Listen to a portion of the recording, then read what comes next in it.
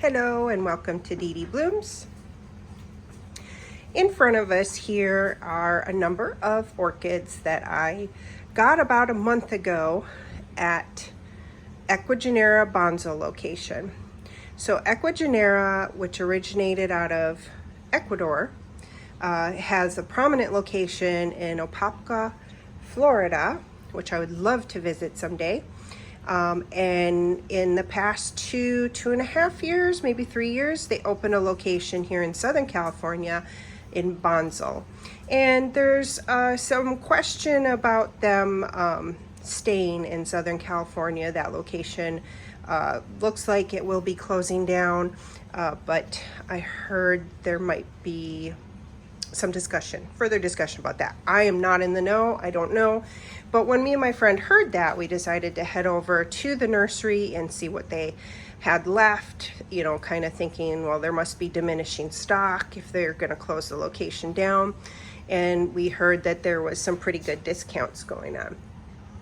So we headed over, and of course I came home with beautiful orchids, and I wanted to show them to you guys. At the end of this part of the video, I'm going to tag on a repot of one of the orchids that I did. So stay tuned for that. I'll fade into that. But let's start over here. And if you're new to my channel, this orchid here is a second type of Chysis that I have.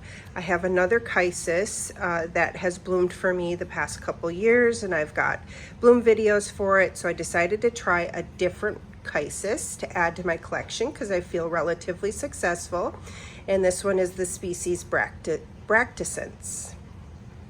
And it's a lighter colored flower, and I will be posting pictures of flowers as I show you guys each of these orchids. So this one looks great. It's got two beautiful growths and a new one maturing up here.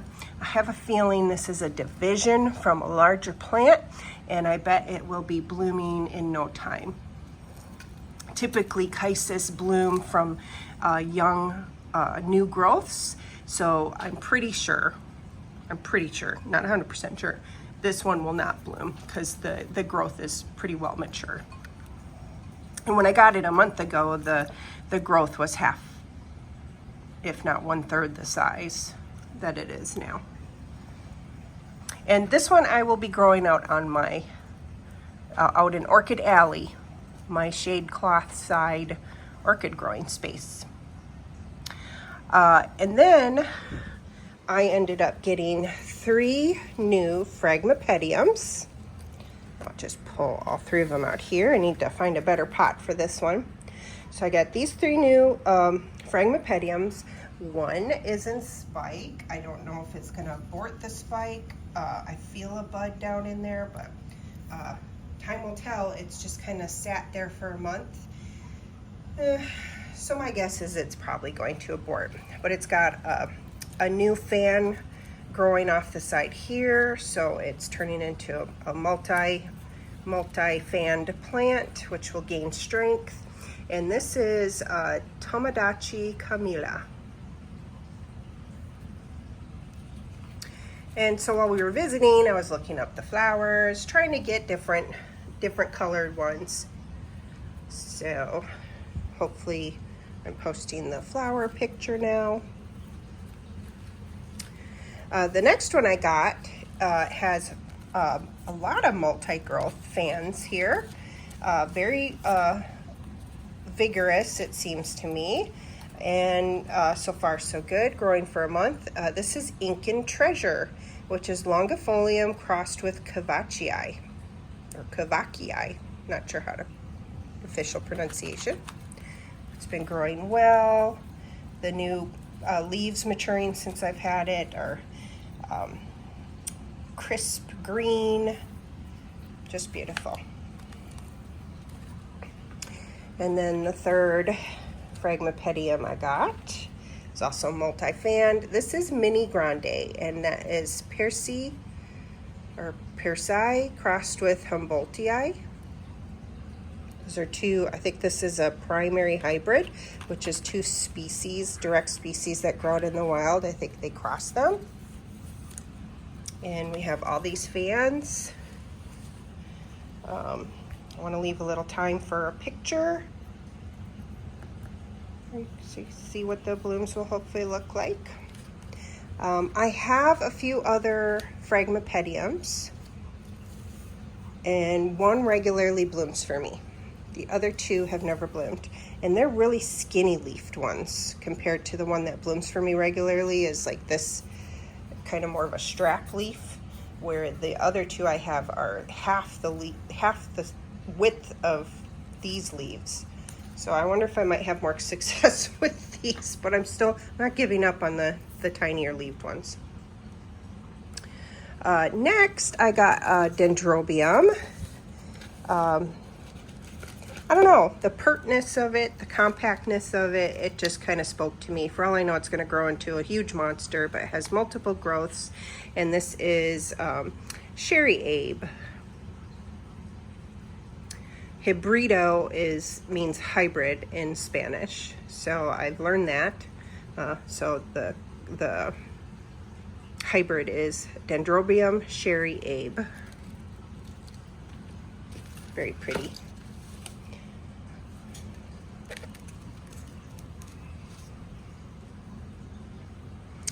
The elephant in the room is this beautifully blooming Cattleya Dominiana, 1859. I typically, when I get Cattleyas and I'm looking at what the flowers are going to look like, I typically lean towards getting ones that are more darker colored, maybe a little bit more vibrant. And now I've decided, I think I need more calmer colored ones as a good balance in my collection. So when I looked this one up, I mean, it's just a beautiful growing plant. It's got two other growths that it's working on. It might be a multi-lead, like there might be two plants in this, I don't know. But look at that, isn't that gorgeous? So I love how it's not just true white, it's got like a purplish hue, a lavender purplish hue to the petals and sepals, and this frilly lip is just gorgeous. And it's been in bloom, or the buds opened last weekend, so it's been in bloom for a week, and it took about till day 4 for light fragrance. So it's a light sweet fragrance. So I've really been enjoying this one, and I'm really glad I added it to my collection. And when I got it, it was already, like, it had the flower spike and it just had the beginnings of the buds. So it took 3 weeks to finish developing the buds and then to open last weekend. The next one is an Oncidium, and it's a species, hastilabium. And when I looked up the picture of, well, what would this look like? Because the majority, I think if not all of my Oncidiums are complex hybrids. So to have a species Oncidium is exciting.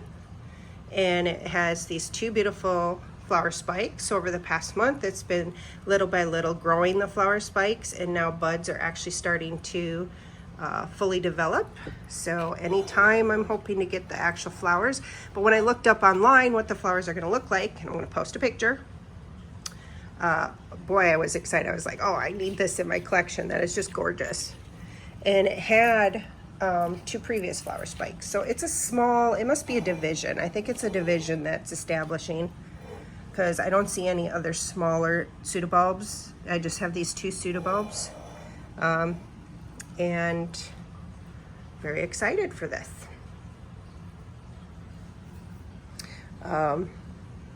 This one, well, let's finish the introduction.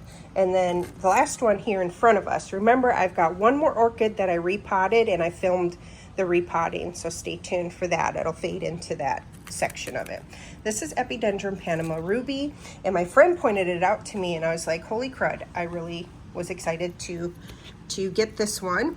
I have 2 other Porpax type of epidendrums, and I have videos of them So if you want to go check it out, probably stored under my playlist of miscellaneous orchids. I do have playlists on my channel, and I try to sort things out. So if you're really looking to see my videos on my Phalaenopsis, you can go to my Phalaenopsis playlist or my Oncidium playlist. I have, you know, a variety of playlists. And when I can't really fit something into a specific type of orchid, a more prominent type of orchid in my collection, I put it under miscellaneous. So I've had my other ones like this bloom, and the flowers look similar, but now I have the larger sized one. So I have Epidendrum porpax, which is a smaller leafed one with a smaller flower. And then I have Epidendrum porpax Lynn, which is a medium leafed sized and medium flowered sized one. And now Panama Ruby is kind of like the larger one of it. So a lot larger growths and leaves, and anticipate larger flowers. But the flowers all look fairly similar. And so I'm just really excited to have this one in my collection. It'd be really cool if all three of them bloom around the same time, I can feature all three of them. But I might end up just doing a feature video of the three that I have together to introduce you guys to them as a little grouping. So what I was about to say and then stop myself is like this one, and the Dendrobium back here, and the 3 Fragmipediums are all growing in my back grow room under bright Barina lights. And the Chysis, bractescens, and the Cattleya have been growing outside on my newer side patio extension with shade cloths and a hanging pole for my Vanda types and other ones that are in hanging baskets. If this is your first video watching, I have a newer expanded outside growing area, which I've been real excited about this summer. So that's where these two have been growing. Although when this bloomed, I brought it inside in cooler temperatures. We're having a bit of a heat wave right now, and I want these blooms to last as long as possible. And heat will make them go over a lot quicker. Oh, look at the little hitchhiker. I'll try to put him outside. So yeah, so that's the ones I wanted to get this haul or show this haul to you guys, and stay tuned for the last orchid in the haul that I repotted up. It's Stanhopea. I have only one other Stanhopea. It's the Predator, Tyrina Predator, and it's bloomed for me once. It skipped this last year, and I'm not sure why, but I've decided I don't feel like an expert in Stanhopea or Stanhopea. I'm not sure how it's pronounced. But I decided to get a lighter colored one, a lighter flowered colored one. It looked really healthy. There was a 30% discount off of $40. I thought that was a good price. And it's the Oculata. Now what I'm planning on doing, the thing with Stanhopea is a lot of time they bloom from below. So you can lose out on spikes. Spikes can rot because they'll just go down into the media. So I want to not miss out on anything. So I'm hoping this basket will allow bottom spikes to poke through. And now I've seen Stanhopeas potted up, and some of the spikes make it up and out, and it works out just fine. I want to maximize, and this is a little bigger than I was hoping for, but I'm going to go for it and see how we do. So I took some of the packaging material that I've been getting in all the hauls I ordered, and this soft cottony type, I don't know if it's cotton, but soft material. It's in layers. It's spun in layers. So I actually split it in half. This is the other half of it. And wrap the one half around, and I'm going to wrap this other half around. And this is to help hold in the media and a bit extra moisture. Almost like a soft moss bed, but it's not moss. I'll be putting moss in here as part of the the planting, but so yeah. So I'm gonna get this all shaped up, hoping the flower spikes are strong enough to make its way through the soft film. If it does decide to spike for me, and I think it'll grow up really nice in here. And then I have this chain. So it has these arms. I got this basket at Target a long time ago. It has these arms, so I'll be tucking these down. Oh, there's the cutest little spider. I'll have to save him. So I'll be tucking these arms down, and no, I'm not sure. I might start a layer of media and then put the arms down and then finish putting the plant in. I kind of want to use these as stabilizers and plant the plant in the middle of these two arms. We'll see how that goes. Yeah, maybe this will sit on top of the media. We'll see how it goes, guys. I gotta save this little spider, and then I have this metal chain hanger with 4 hooks, which will go on each side to hold it up. All right, so I am going to save this spider and get more things prepped, and I'll be back. Okay, the spider was saved, and then a number of jets start flying overhead. So I just formed the film, soft layered film, a little bit better, and it's pretty sheer. I think flower spikes will be able to work their way through. I'm having to continue to narrate because the jets keep flying by and it's pretty noisy, but I've got the layer of moss down. I put in the Stanhopea plant. It's nestled in really nice. I've got those arms folded down just as extra support inside of the basket, and this new growth hopefully will settle in well and continue to mature. And I'm going to be putting my slow release fertilizer in here as well to support the plant. And this is basically the little slow release pellets, Osmocote, and then I also have my mycorrhizal fungi to try to help support root growth. And those are the little fungi that are in that particular bag. So I'll get that all put into here and nestled in, and water it through.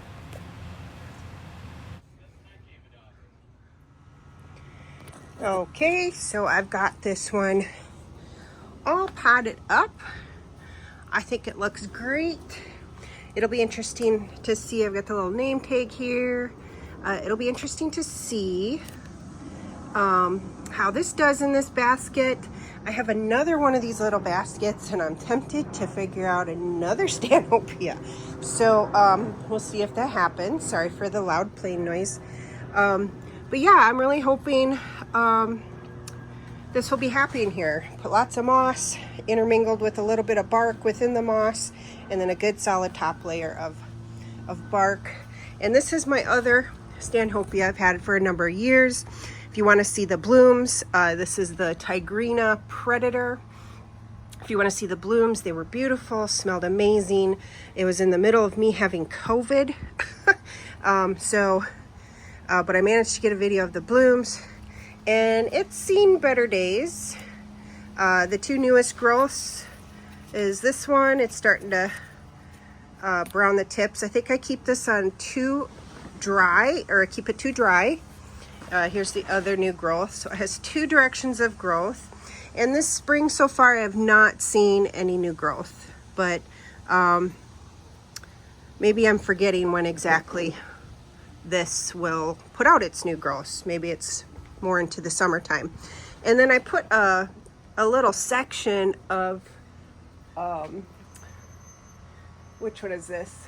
Maxillaria sanderiana blacklip. A little section when I repotted that one fell off. So I was like, well, it's got 2 little pseudobulbs. Maybe it'll do something. So I just threw it in there in the moss. with the Stanhopea. The main plant is right up here, which I also potted up in that flossy type of stuff to keep the bark and moss in the basket. And it seems to be doing okay. I've got them hanging from up here. Right now these are retractable lines. So I just watered them really well, letting them drip dry a bit, and then I will put them up so we don't bunk our heads on it, and they get really good filtered light around here. So yeah, so that's the repotting, or my plan for the Stanhopea. And it's going to hang out with the other Stanhopea I have, and wish me luck. Let me know if you have any questions. Put them in the comments. Give the video a thumbs up. Subscribe to my channel if you want to see how my collection is going. I'm by no means an expert. I live in Southern California, and I grow indoors, outdoors, with grow lights, without grow lights, and some mostly outside I grow without grow lights.